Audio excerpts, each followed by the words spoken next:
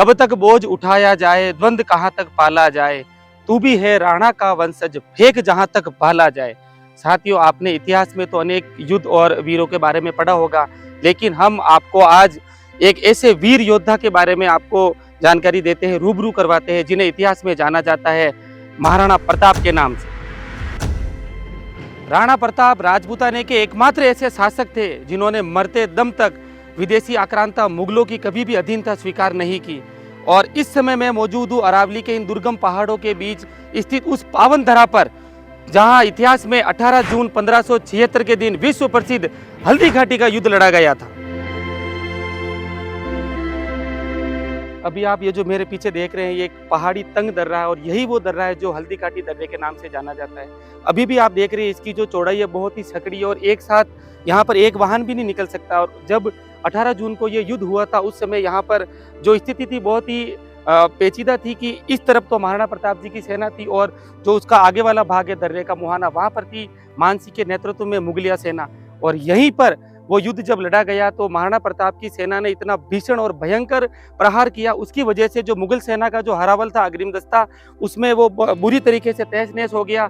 और जो मुगल सैनिक थे, प्रताप के डर से यहाँ से 12 से 15 मील पीछे की तरफ खमनोर गांव है, वहां तक भागे और बनास नदी को भी इन्होंने पार कर लिया था। अभी जो ये हल्दी घाटी का दर्रा, इसका है जो विस्तारीकरण चौड़ाई का कार्य चल रहा है और आप देख रहे हैं कि यहाँ पर जो मिट्टी है वो बिल्कुल पीले रंग की है। और जब आप यहाँ आए तो इस मिट्टी से आप तिलक करना ना भूले और इस मिट्टी को है जो आप नमन करना ना भूले। और दूसरी बात ये कि जो हल्दी घाटी का जो युद्ध है, इस मिट्टी की वजह से जाना जाता है कि हल्दी घाटी का युद्ध। और उस युद्ध में इतना भीषण रक्तपात हुआ था कि जब 18 जून के दिन समय का दिन का जो 5 पहर था, पीछे का दिन था, उस समय तेज बारिश हुई थी और उस बारिश की वजह से यहाँ से जो पानी बहकर गया था वो एक जगह इकट्ठा हुआ, जहाँ पर एक नाडी थी जो रक्त तलाई के नाम से जानी जाती है। और यहाँ के से जो खून बह के गया उसकी वजह से उस नाडी का रंग भी पूरा लाल हो गया था तलाई का, और वो आज भी है जो रक्त तलाई के नाम से जानी जाती है। यह है उस रक्त तलाई का वर्तमान स्वरूप। प्रशासन द्वारा इसे संजोकर कुछ गार्डन नुमा इसको रूप दे दिया गया है।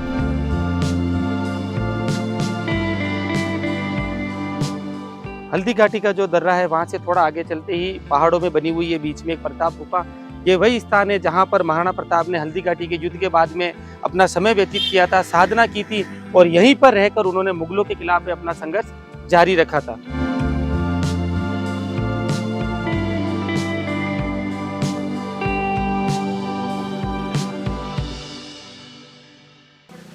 ये जो प्रताप जी की गुफा है, उसी के सामने की तरफ एक शॉप है गुलाब की। वहाँ के जो भाई साहब है वो हमें यहाँ पर मिले और वही है जो इस गुफा के बारे में और आपको अधिक जानकारी देंगे। भाई साहब, आपका शुभ नाम? मेरा नाम है सर आयुष कुमार सैनी। अच्छा भाई साहब जी, सैनी साहब, ये आप जो ये गुफा, इसकी ऐतिहासिक और महाराणा प्रताप के बारे में जो भी किंवदंतियां है, जो कहानियां यहाँ से जुड़ी हुई है, वो हमारे दर्शकों को बताएं और उनको रूबरू करवाएं। ये गुफा है जो बहुत पुरानी है, कम से कम ये महाराणा प्रताप के उस समय से गुफा है जो लगभग हो गया होगा 500 वर्ष से अधिक समय हो गया होगा। और ये गुफा जो महाराणा प्रताप जी, आपने जो सुना होगा इतिहास में, जो महाराणा प्रताप जी ने घास की रोटी खाई थी, जो आपने सुना होगा, हरे घास की रोटी ले बद मिलाओ ले भागो, नानो से अमरो सी को जो घास की रोटी बनाए राणा अमर सिंह के लिए, वो सीन भी इसी गुफा का ही है। यहाँ इस गुफा के अंदर राणा प्रताप जी 22 वर्ष यहाँ इसी गुफा में रुके। जब तक मेवाड़ आजाद नहीं रहेगा तब तक सोने चांदी के बर्तन नहीं खाऊंगा, महलों में सोऊंगा, मेवाड़ को आजाद बनाकर फिर बाद में महलों में रहूंगा। जो राणा प्रताप जी ने यहाँ पर शपथ वगैरह ली थी, वो सब इसी गुफा के अंदर ली थी। और फिर बाद में ये गुफा डायरेक्ट निकलती है, 70 किलोमीटर लंबी गुफा ये चित्तौड़गढ़ निकलती है। इसको अभी क्या गवर्नमेंट ने बंद कर दिया, 10-15 मीटर तक आप अंदर जाके देख सकते हो। बाकी उस समय ये निकलती थी, चित्तौड़गढ़ निकलती और एक नीचे कैलाशपुरी निकलती है ये गुफा। और जो ये आप देख रहे हो सामने जो ये झरने का ये है, ये उसके जस्ट ऊपर नाला है जो घोड़े ने छलांग लगाई, 26 फीट का नाला 3 टांग से, जो राणा प्रताप जी का घोड़ा था, जो चेतक था ना, स्वामी भक्त चेतक घोड़ा, उसने उसके ऊपर जस्ट नाला है पीछे 1 किलोमीटर जंगल में। ये जो पानी आ रहा है भाई साहब बता रही है, जो पानी की धारा आ रही है अविरल, ये वही धारा है जो बलीचा जो डाला था उसको चेतक ने क्रॉस किया था, वही नाले की जो धारा है, जलधारा यहाँ तक आ रही है। ये 24 घंटा 12 महीने 500 वर्ष ऐसे चलती है। जो आप वहाँ पर देखोगे झरने के ठीक करीब नीचे एक छोटा सा शिवलिंग बना हुआ है जो महाराणा प्रताप के हाथों द्वारा स्थापित किया गया है, एक जी की यादगिरी में, रण मुक्तेश्वर महादेव। यहाँ इनकी पूजा अर्चना करते थे राणा प्रताप जी, और यहाँ इस गुफा में बैठ के साधना वगैरह करते थे। जो आपने सुना होगा बायण माता का मंदिर है, जो चित्तौड़गढ़ के अंदर बड़ा मंदिर है किले के ऊपर, बायणेश्वरी माता जो सिसोदिया वंश की कुल देवी है। सिसोदिया वंश क्या है कि यहाँ पर महाराणा प्रताप जी की वंशज की, महाराणा प्रताप जी के वंशज की कुल देवी भी सिसोदिया वंशज के थे वो महाराणा प्रताप जी। डोंकी कुल देवी बायन माता थी। तो अंदर आप देखोगे अंदर माता जी का मंदिर आएगा। अच्छा, इसके अंदर मंदिर भी है? जी, इसके अंदर मंदिर है। जो माता जी का मंदिर है वो है बायन माता जी का मंदिर है। इनको रणचंडी माता के नाम से भी जाना जाता है। जैसे राजपूतों में पहले सिस्टम होता था, सबसे पहले रणचंडी माता का हाँ, नाम लेके फिर वो युद्ध में जाते थे। युद्ध में जाते थे। वो सीन भी इसी गुफा का ही है। और यहाँ बैठ के गुप्त मंत्रणा करते थे राणा प्रताप, जो उनके मेन सैनिक, जैसे अपने मेवाड़ के थे, अपने भिलू राणा थे जो राणा पुंजा के नाम हाँ, से जाना पुंजा, जाता है। भिलू राणा पुंजा। रामशाह तोमर है जो ग्वालियर के राजा है, और हकीम खान सो पठान है जो अपने अफगान के राजा थे। वो भी इन्होंने सभी का साथ लेकर महाराणा प्रताप के साथ भी यहाँ रणनीति तय करते थे, गुप्त मंत्रणा। जो आप देखोगे मीटिंग हॉल, कल का युद्ध वगैरह कहाँ करना है, सभी इसी गुफा के अंदर किया जाता है। मतलब कि भाई साहब ने बताया कि जैसे ये जो जगह है वो महाराणा प्रताप के लिए उस जमाने में राजमहल का कार्य करा करती थी। उन्हें राजमहलों की समस्त प्रकार की सुख सुविधाओं को त्याग कर अपने देश और मातृभूमि की रक्षार्थ उन्होंने इस जंगल में रहना, इस गुफा में रहना पसंद किया। और यही इसी के अंदर की तरफ मीटिंग हॉल है, जैसा भाई साहब ने बताया कि वहीं पर बैठकर महाराणा प्रताप अपने विश्वस्त साथियों के साथ मुगलों के खिलाफ किस प्रकार से अपना जो अगला कार्यक्रम तय किया जाए, किस प्रकार से उनको अपनी इस मातृभूमि से मारकर भगाया जाए, उन सभी की रूपरेखा यहीं पर तैयार होती थी। और चलते इस गुफा के अंदर तक।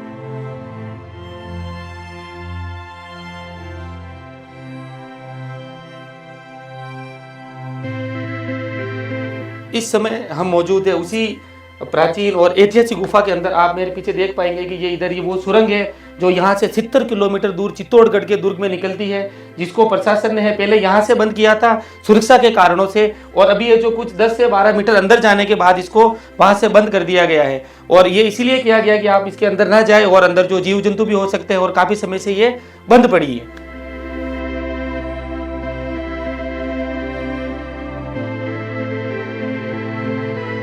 हल्दी घाटी का जो ये क्षेत्र है साथियों, ये केवल अपने युद्ध के लिए ही नहीं प्रसिद्ध है।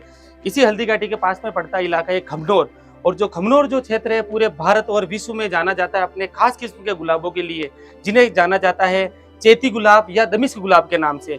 और उसी गुलाब से यहाँ पर बनते हैं बहुत ही शानदार प्रोडक्ट जो आप सामने और हमारे पीछे देख रहे हैं। उन्हीं प्रोडक्ट को किस प्रकार से बनाया जाता है उनकी संपूर्ण जानकारी देंगे इस शॉप के मालिक भाई साहब। मेरा नाम है सर आयुष कुमार सैनी है। मैं मीरा चतुर्वेद प्रोडक्शन का डायरेक्टर हूँ। और आज मैं आपको बताऊंगा गुलाब की खेती किस तरीके से की जाती है और क्यों फेमस है और किस मेथड से इसको बनाया जाता है। और ये सभी मेथड्स अपने है। जो हमारा बिजनेस है ये काफी समय से पुराना 1959 से जो मेरा बिजनेस है, जो मेरे दादा के दादा यही काम करते आ रहे, कई सालों से खानदानी काम हमारा यही है। और जो आज मैं आपको बताऊंगा, जैसे गुलाब की खेती होती है जो खाली साल में एक ही बार फूल आता है चैत्र महीने में। यहाँ हल्दी घाटी के जैसे आपने सुना होगा महाराणा प्रताप और अकबर का युद्ध होता, उसी तरीके से इसी गुलाब के जो इतिहास है उसका वो फेमस है। ये खमनोर की पहाड़ियों में खेती की जाती है। विश्व प्रसिद्ध चैत्री गुलाब जल गुलाब के फूलों की खेती की जाती है, जो खाली साल में एक ही बार फूल आता है चैत्र महीने में। 11 महीना खड़ी रहेगी गुलाब, 1 महीना फूल आएगा, उसी से ये सब बनाया जाता है। ये जैसे रोज का शरबत आता है जो पीने के लिए काम आता है। घर पे कोई मेहमान आ गए, चाय बनाने जरूरत नहीं, 1 गिलास पानी लिया, 2 ढक्कन डालकर बनाकर आप इसको पिला सकते हो। आप दूध में, दही में, लस्सी में वगैरह। इसकी खासियत ये सर ये जो शरीर में ताजगी प्रदान करता है, एसिडिटी कब्ज वगैरह होती है उसके लिए काम आता है। इसको आपको फ्रिज के बाहर रखना पड़ता है। हमारे पास सभी नेचुरल चीजें सभी फ्रिज के बाहर रखी जाती है। बाकी केमिकल वाली चीजों को लंबा चलाने के लिए अपन फ्रिज में रखा जाता है। अच्छा। तो आप मार्केट से परचेस करते हो, रॉब्जा वगैरह आता है, वो आता है एसेंस केमिकल वाला आता है। ये ओरिजिनल 100% गुलाब के फूलों से और गुलाब के अर्क द्वारा बनाया जाता है। और इसी से ये बनता है गुलाब का अर्क आता है जो आंखों के लिए काम आता है। अच्छा, ये गुलाब जल एक तो गुलाब जल जो मेडिकल में मिलता है, ये गुलाब का अर्क खुली रखी है मैंने, इसे आंखों में साफ रहती है। जो अपन मार्केट से लेके आते हैं गुलाब जल, वो आंखों में डालते जलन करता है। इसकी जलन तो नहीं हो रही है, ये बात तो सही है। केमिकल आता है उसको क्या आंखों में डालते जलन होगा, आंखों से आंसू आएगा, उसको आप खाने पीने में नहीं ले पाओगे। इसको आप जैसे खाने पीने में, दूध में, दही में, लस्सी में, सभी में ले सकते हो आप, ताकि नेचुरल है इसके हिसाब से। और ये 10 साल तक खराब नहीं होता है। और फिर बाद में इसी से बनाया जाता है, गुलाब के फूलों से बनता है, गुलकंद बनता है। अच्छा, गुलकंद जी, जो गुलाब की पंखुड़ी, शहद और मिश्री से बनाया जाता है, जो पेट गैस, एसिडिटी, कब्ज वगैरह उसके लिए काम आता है। लीजिए आप टेस्ट कीजिए। तो इसमें शक्कर वगैरह नहीं, मिश्री आती है। गुलाब की पंखुड़ी, शहद और मिश्री, इन 3 चीजों से बनाया जाता है। जो पेट की गर्मी, मुंह में चाले हो, पेट गैस, एसिडिटी, कब्ज, आइल्स की प्रॉब्लम हो, उसमें काम आता है ये।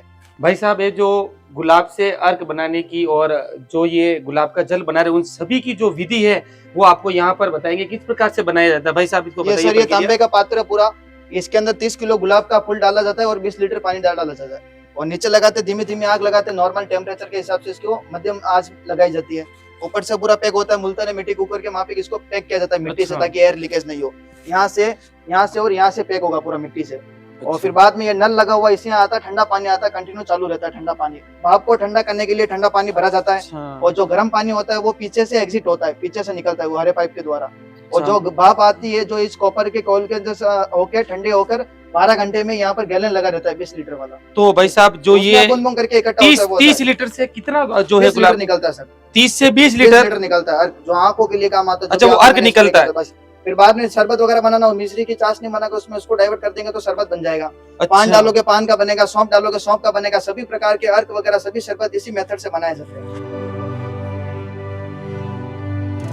इसमें मेरे पास 3 तरह के शरबत आते हैं। ये रोज का शरबत आएगा, फिर बाद में अपना ये पान का शरबत है जो अपने पान के पत्तों द्वारा बनाया गया है, पान का शरबत जो एसिडिटी के लिए काम आता है। फिर बाद में सौंफ का शरबत आएगा जो एसिडिटी कब्ज वगैरह होती है, पाइल्स की प्रॉब्लम होती है उसमें काम आता है ये चीज, सौंफ का शरबत। इसको आप दूध में या दही में लस्सी में सभी में ले सकते हो। शरबत के सभी की गारंटी है 1.5 ईयर की गारंटी होती है, 1.5 साल की गारंटी। ये कोई खराब नहीं होते, सभी को फ्रिज के बाहर रखा जाता है, ठंडा पानी ठंडा दूध यूज करना। फिर बाद में रोज कार का जो आंखों के लिए काम आता है, जो भी आपको मैंने बाहर स्प्रे किया था, जो खाने पीने में दूध दही लस्सी वगैरह सभी में ले सकते हो आप। फ्रिज के अंदर रखना नहीं है, फ्रिज के बाहर रखना है, 10 साल की गारंटी इसकी, ताकि नेचुरल है, जितना पुराना रहेगा उतना अच्छा रहता है ये रोज। फिर बाद में ये नीम गिलोय कार का जो immunity, cholesterol, BP, sugar, cancer वगैरह सभी बीमारियों में काम आता है गिलोय कार। फिर बाद में अपना अर्जुन की छाल कार का हार्ट की कोई प्रॉब्लम हो, ब्लॉकेज वगैरह, liver infection, diabetes, cholesterol, BP, sugar, cancer वगैरह सभी में ले सकते हो। यदि आपको हार्ट की प्रॉब्लम और ब्लॉकेज की प्रॉब्लम है तो डॉक्टर भी आपको ये बोलेगा अर्जुन की छाल कार पियो। इसको आपको 1 गिलास गर्म पानी में 1 ढक्कन डाल के पीना है, गुनगुने पानी के साथ, सुबह शाम डेली लेना है, 15 दिन तक लेना है अर्जुन। इसको अगर आप डेली रूटीन में रखो तो भी कोई साइड इफेक्ट वगैरह नहीं है, रेगुलर लो तो भी और अच्छा।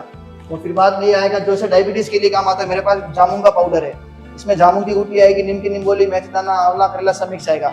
इससे डायबिटीज कंट्रोल होता है। रेगुलर लेना आपको 15 दिन लेना है, 1 चम्मच मॉर्निंग में उठते फाकी मारनी है, शाम को खाना खाने से पहले लेना है, सुबह शाम डेली लेना है, फिर निकालना रिपोर्ट। यदि आपको लग रहा है कंट्रोल हो रहा है तो आपको ऑनलाइन होम डिलीवरी हम भिजवा देंगे। पूरी इंडिया में मैं ऑनलाइन होम डिलीवरी भी करता हूँ। अच्छा, जितना भी प्रोडक्ट है आपका पूरा ऑनलाइन के माध्यम से भी आपको ग्राहकों तक पहुंचा जी जी। और ये पाउडर इसको कंट्रोल होगा डायबिटीज, इससे कोई जड़ से खत्म नहीं होता है। सभी मेडिकल स्टोर्स वाले सभी बिजनेस करने के लिए बोलते हैं कि भैया जड़ से खत्म हो जाएगा, डायबिटीज खत्म नहीं होगा, कंट्रोल का गारंटी लेगा। आपके मोबाइल नंबर बताओ जिसके मेरा नंबर है सर, मोबाइल नंबर है जो मेरे ऑर्डर के नंबर है, आप 8209042259 ये मेरे मोबाइल नंबर है। और ये मेरा एक और नंबर है जो 6376285782। इस पे आप मेरे को संपर्क करके आप अधिक से अधिक जानकारी प्राप्त कर सकते हो और क्या क्या प्रोडक्ट्स की रेटें हैं और क्या क्या प्रोडक्ट्स क्या क्या यूज में आते हैं। आप मेरे को इनके लाभ सब में आपको मैं बेनिफिट्स वगैरह मैं आपको मोबाइल के या व्हाट्सएप के माध्यम से मैं आपको सभी क्या ये आपको बता दूंगा। बहुत ही अच्छी जानकारी मिली भाई साहब से। जय मेवाड़, जय हल्दीगढ़।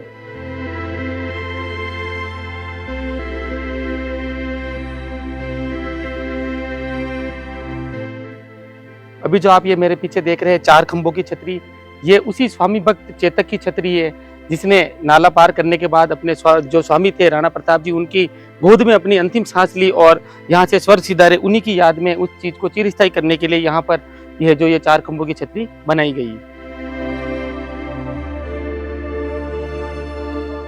चेतक स्मारक से थोड़ा आगे चलते ही मौजूद है हल्दी घाटी संग्रहालय। अभी हम मौजूद है हल्दी घाटी संग्रहालय के गेट के सामने की तरफ। इसी के पास में मौजूद है टिकट काउंटर। वहां से आपको जो भारतीय नागरिक है उनके 1 से 20 रुपए का टिकट है और जो छात्र वगैरह आते हैं उनके 60 रुपए का टिकट है, वो लेके ही आपको इसके अंदर प्रवेश दिया जाएगा।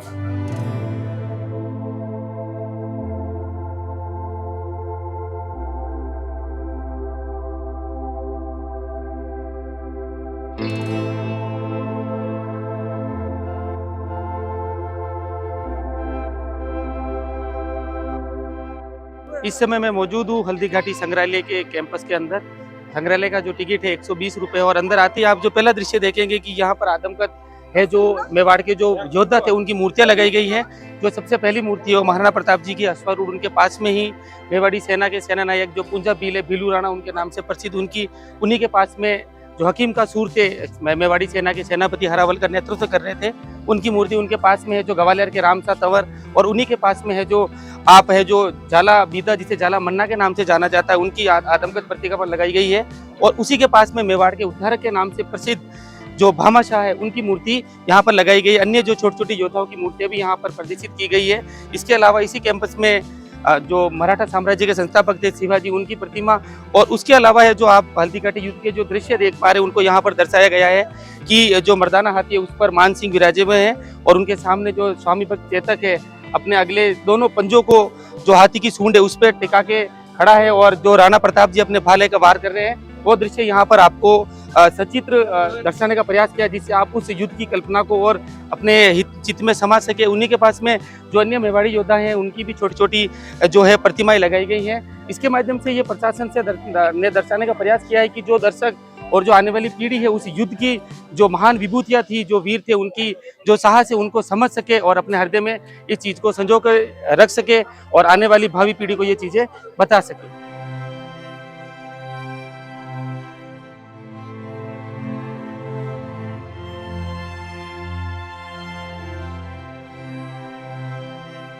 हल्दीघाटी म्यूजियम जो है संग्रहालय, इसके अंदर हल्दीघाटी युद्ध के दृश्य को 3D जो एक फिल्म है उसके माध्यम से दिखाया जाता है, लेकिन आज बहुत अधिक भीड़ होने के कारण हम आपको वहाँ वो जो दृश्य है नहीं दिखा पाएंगे।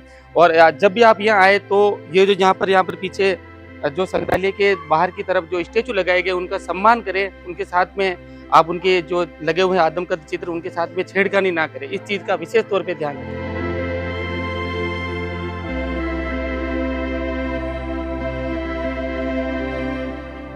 हल्दीघाटी म्यूजियम के बाहर की तरफ एक छोटा सा मार्केट है जहां पर आप ऊंट और घोड़े की सवारी कर सकते हैं। और अभी हम आपको लेके चलते हैं उस स्थान पर जहां से चेतक ने है जो अपने 22 फीट के जो नाला था उसको एक ही सांस में पार किया था।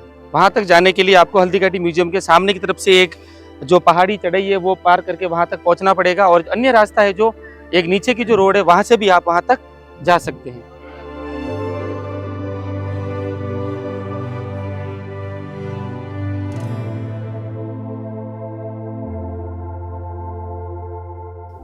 इस समय मैं मौजूद हूँ राणा प्रताप स्मारक पे, और अधिक ऊंचाई पे होने के कारण यहाँ से आपको अरावली का खूबसूरत नज़ारा दिखाई देता है। अभी आप जो ये मेरे पीछे पहाड़ियाँ देख रहे हैं, ये पहाड़ियाँ उस ऐतिहासिक हल्दीघाटी के युद्ध की साक्षी रही है। यहीं पर मेवाड़ी वीरों ने मुगलई जो आक्रांता थे उनको बहुत जोरदार तरीके से मारा और यहाँ से भगाया था। और इन्हीं पहाड़ियों में आप एक सामने की तरफ एक नाला दिखाई देगा आपको, ये वही नाला है जिसको स्वामी भक्त चेतक ने अपने एक ही जंप के अंदर उसको पार किया था और अपने जो स्वामी थे राणा प्रताप जी उनके प्राणों की रक्षा करी। और कुछ वहीं से कुछ दूरी पर आने के बाद उन्होंने जो है अपने जो स्वामी थे राणा प्रताप जी उनके गोद में अपनी अंतिम श्वास ली थी। इसके अलावा जो अगर हल्दीघाटी के युद्ध की बात करें तो इस हल्दीघाटी के युद्ध को इतिहासकारों ने अलग अलग नाम दिया है। कोई इसे हल्दीघाटी का युद्ध कहता है, तो कोई इसे खमनोर का युद्ध, और जो गोपीनाथ शर्मा थे उन्होंने इसे बादशाह बाग का युद्ध कहा है। इसके अलावा किसी ने है जो कर्नल टोड थे अपने यहाँ पर, उन्होंने इसे मेवाड़ की थर्मोपल्ली के नाम से भी इसको अपने इतिहास में दर्ज किया है। हल्दीघाटी के इस युद्ध में जो राणा प्रताप के प्रमुख सहयोगी थे वो थे राणा पुंजा, जो भीलू राणा के नाम से जाने जाते हैं, ग्वालियर के रामशाह तंवर, अफगान शासक हकीम खां सूर, और उनके अलावा है जो प्रमुख सहयोगी के रूप में थे ताराचंद और भामाशाह। इसके अलावा जो मुगलई सेना थी उनके सेनापति थे आमेर के कुंवर मान सिंह। इस युद्ध में जब राणा प्रताप ने मुगलों के जो सेनापति थे उनको मारने के प्रयास के दौरान जब उनका चेतक जो हाथी के सूंड पर लगी कटार से घायल हो गया था, उसके बाद में जो मुगली सैनिकों से घिरे होने के कारण उनकी जान की रक्षा जो बड़ी सादरी के जाला बीदा थे, जिन्हें जाला मान सिंह के नाम से भी जाना जाता है, उन्होंने मेवाड़ी छत्र धारण किया और राणा को इस युद्ध से रण क्षेत्र से बाहर जाने के लिए बोला। और हकीम का सूर और राणा बीदा है इस युद्ध के अंदर बहुत वीर गति से लड़ते हुए युद्ध में काम आए। जब राणा इस युद्ध क्षेत्र से बाहर की तरफ जा रहे थे तो कुछ मुगल सैनिक उनके पीछे घोड़े लेके दौड़ पड़े। तो उसी समय जो शक्ति सिंह जी थे, जो इनके छोटे भाई थे, जो पूर्व में नाराज होकर मुगलों की सेवा में चले गए थे, उन्होंने उनका पीछा किया और दोनों इस मुगल सैनिकों को मारने के बाद आवाज लगाई, जो एक चिर परिचित कविता ए नीले घोड़ेरा असवार, उस रूप में आवाज लगाई। तब महाराणा रुके और उन दोनों भाइयों का जो पुनर्मिलन हुआ, एक दूसरे को गले लगाया, और बाद में शक्ति सिंह जी ने अपना घोड़ा है जो महाराणा को दिया और उसके बाद में वहां से जो है वापस युद्ध क्षेत्र की तरफ वो चले गए।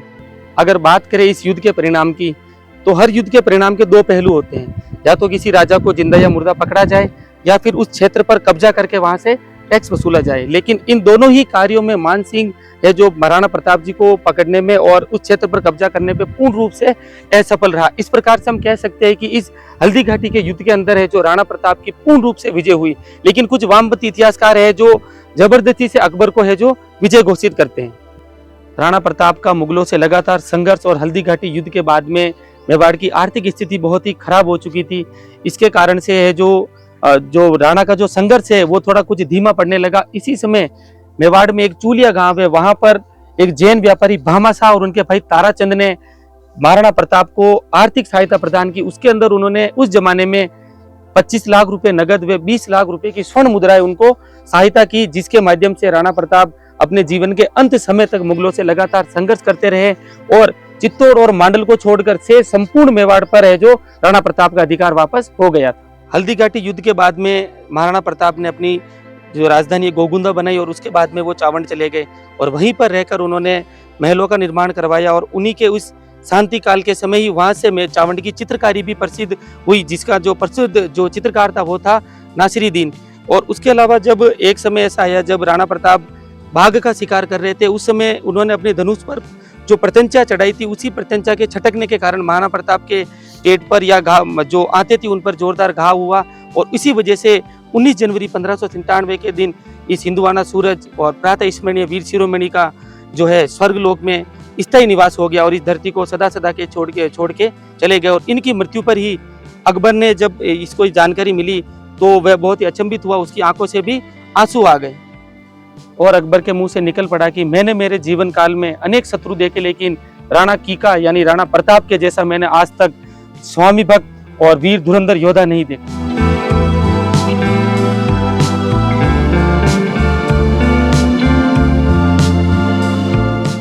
इस समय हम मौजूद है राजसमंद के मोलेला गांव में। ये जो मोलेला गांव है अपने मिट्टी के बने खूबसूरत बर्तन, मूर्तियां इन सभी के लिए प्रसिद्ध है और जो ये मिट्टी से बनाने का जो प्रोसेस है, जो तरीका, इसे बोला जाता है टेराकोटा पद्धति। इस टेराकोटा पद्धति में गीली मिट्टी से खूबसूरत बर्तन, मिट्टी के बर्तन, खिलौने और मूर्तियां बनाई जाती है। जिस जगह हम खड़े हैं ये है भाई साहब भगतलाल जी कुमार है, उनकी प्रसिद्ध दुकान है जो राज्य स्तरीय सम्मान से भी पुरस्कारित हो चुके हैं और अभी हम आपको मिलवाते हैं उन्हीं भाई साहब से। और जो ये टेराकोटे से बर्तन बनाए जाते हैं, मूर्तियां बनाई जाती हैं, उनका पूरा प्रोसेस है वो बताएंगे और जो बना भी रहे इस समय वो पूरा प्रोसेस हम आपको दिखाते हैं।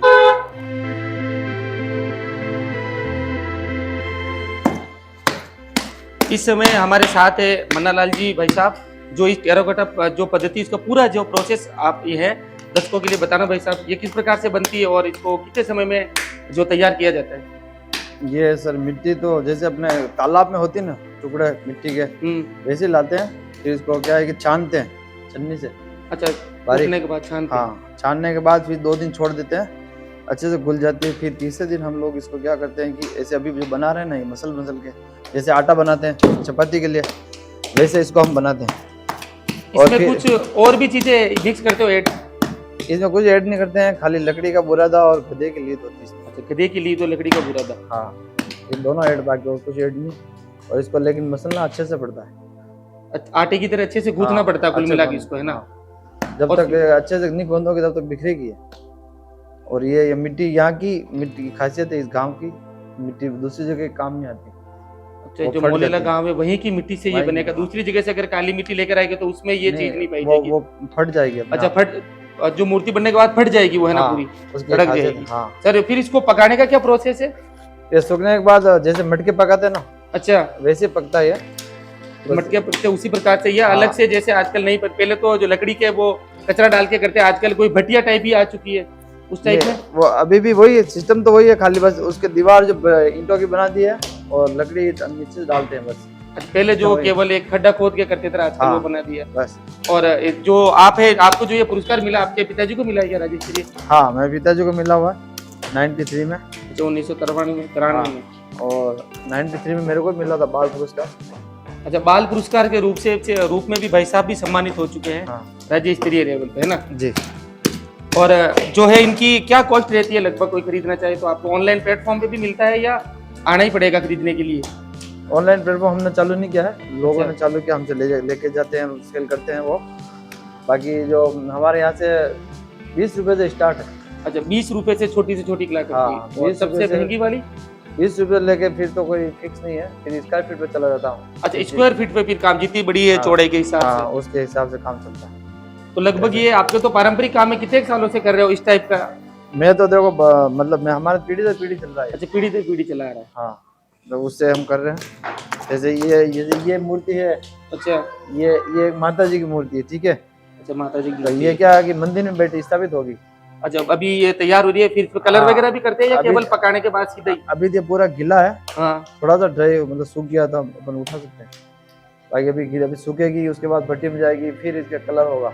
अच्छा, फिर कलर होगा, फिर मंदिर में इसकी स्थापना की जाएगी। स्थापना की जाएगी। तो ये सब चीजें आपने हाथों से ही बनाई है पूरी? हाँ, पूरा हाथ से बना हुआ है। ये अंदर से खोखला भी है। अच्छा, अंदर से ये फोपला भी है ना।